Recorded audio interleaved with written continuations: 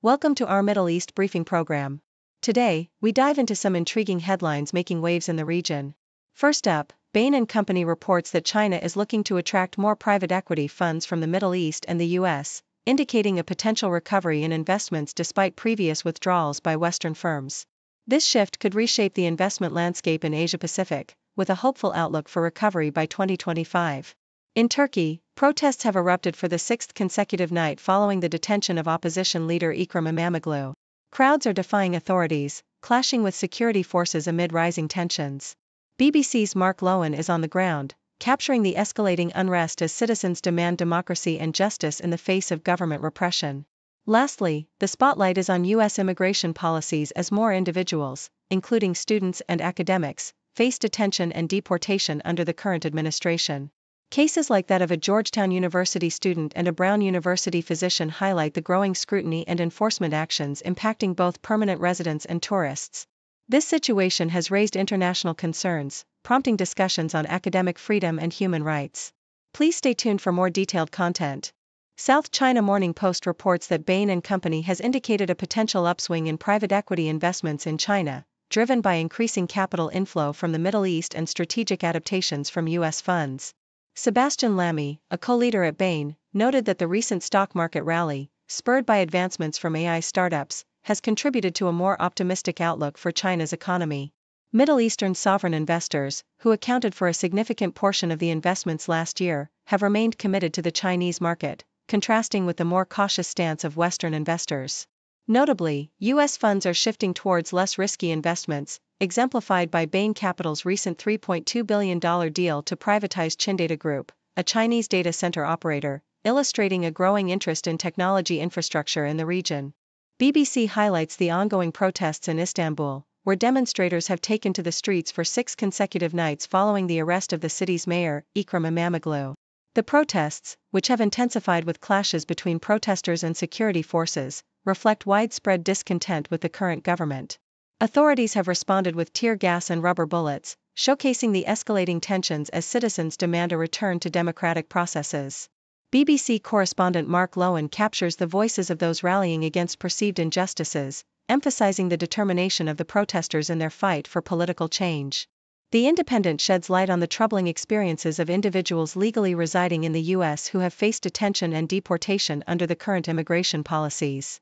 The article recounts various cases, including that of Badar Khansuri, a Georgetown researcher accused of promoting anti-Semitism, and Rasha Alawi, a doctor who was detained upon her return from a funeral. Additionally, it details the story of Ma Yang, a Hmong American mother deported to Laos, a country she had never known. These narratives underscore the harsh realities faced by many amidst the evolving immigration landscape, raising concerns about the targeting of individuals based on political opinions and the lack of due process in the enforcement of immigration laws.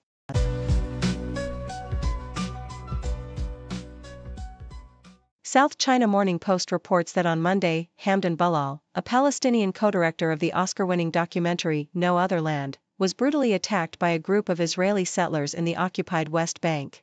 Witnesses described how around 24 settlers, some masked and armed, descended upon the village of Susiya, targeting Bilal and other residents as they broke their fast during Ramadan. Fellow director Basil Adra recounted the harrowing scene, stating that soldiers arrived but only escalated the violence by pointing their guns at the Palestinians while settlers threw stones. Bilal's wife heard her husband screaming for help as he was beaten, and when he was taken away by the military, blood was left on the ground outside their home. This incident is seen as a potential retaliation against the filmmakers for their documentary, which highlights the struggle of residents against the demolition of their villages.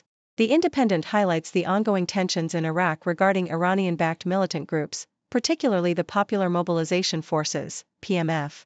The U.S. State Department has issued a stern warning to the Iraqi government, urging it to assert control over these groups that have been defying government authority and engaging in destabilizing activities. The PMF holds significant political power and commands thousands of forces, complicating the situation.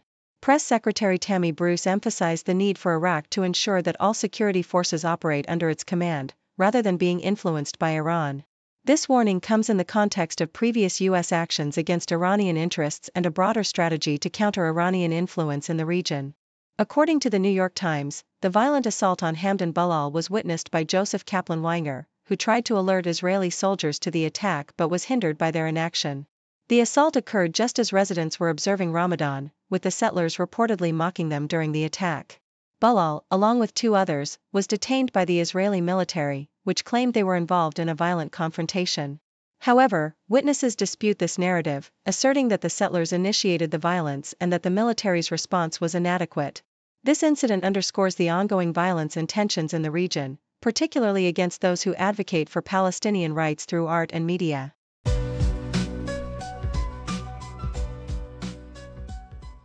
South China Morning Post reports that U.S. negotiators are striving to establish a partial ceasefire in the ongoing Ukraine war, meeting with Russian representatives just after discussions with Ukrainian officials. Despite a tentative agreement for a 30-day ceasefire, both sides have continued their military actions, complicating the situation. A key issue remains the definition of protected targets, with the U.S. advocating for broader protections that include infrastructure like railways and ports, while Russia insists on a narrower interpretation focused solely on energy facilities. President Zelensky has emphasized the urgency of a full ceasefire, calling for international support to pressure Russia into compliance, while Trump has suggested U.S. control over the Zaporizhzhia nuclear power plant as a potential solution to the crisis.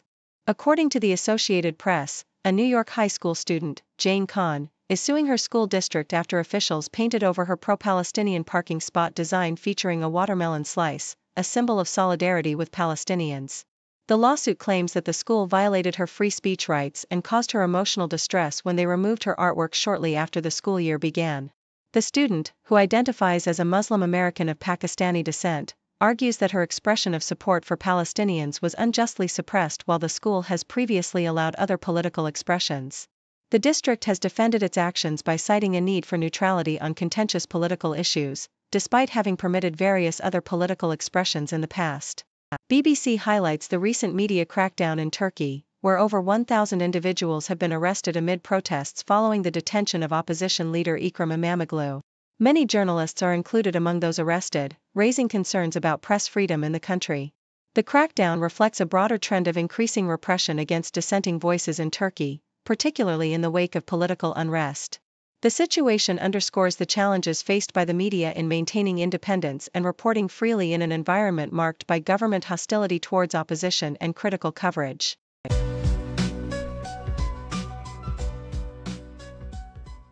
Deutsche Welle, in a pivotal visit to Israel, EU Foreign Affairs Chief Kaja Kallas has called for a ceasefire in Gaza and the provision of humanitarian aid amidst escalating tensions. Meeting with both Israeli and Palestinian officials, as well as families of hostages, Kallas emphasized that resuming negotiations is the only way to put an end to the suffering on both sides. Her visit comes at a time when Israel's military actions against Hamas have intensified, following a deadly attack on October 7, which resulted in significant casualties on both sides. Despite the cordial exchanges, Israeli Foreign Minister Gideon Saar insisted on greater EU support, framing Israel's fight against Hamas as essential for global security. The EU's internal divisions complicate its influence in the region, with some member states supporting Israel unconditionally while others express deep concern over its actions in Gaza. As fears of further escalation loom, the situation remains precarious, with calls for a more effective approach to peace, as many believe that the current cycle of violence cannot continue. Thank you for tuning in. The content above showcases the latest briefing reports and analytical synopses, thoughtfully curated by the 6Do team. These insights stem from a wide array of reputable media outlets, think tanks, government sources, and specialized experts worldwide. We encourage you to explore these sources for a comprehensive perspective. Keep in mind that while the content may not always align with the official standpoint of 6Do Brief, it's not meant to be taken as absolute directives for decision-making. Comprising seasoned media professionals, learned scholars, and accomplished scientists, the 6Do team embodies a trailblazing, fully independent media entity. To customize 6Do Brief to meet your professional needs, you have the option to subscribe to a diverse array of briefings on our website, 6dobrief.com. Regardless of your location, you can conveniently receive 6Do Brief via email. Scrolling through the headlines, another crazy day. 6 degrees of stories, connecting in their way. From the weather to the sports, and everything we see. People making news on TV screens for free. 6 degree world, where the news comes in a world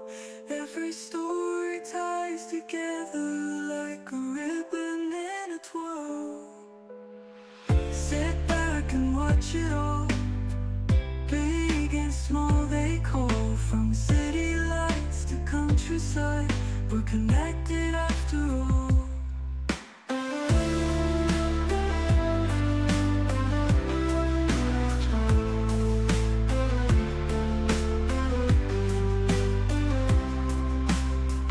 A laugh, a cry, a sigh, news is flying high.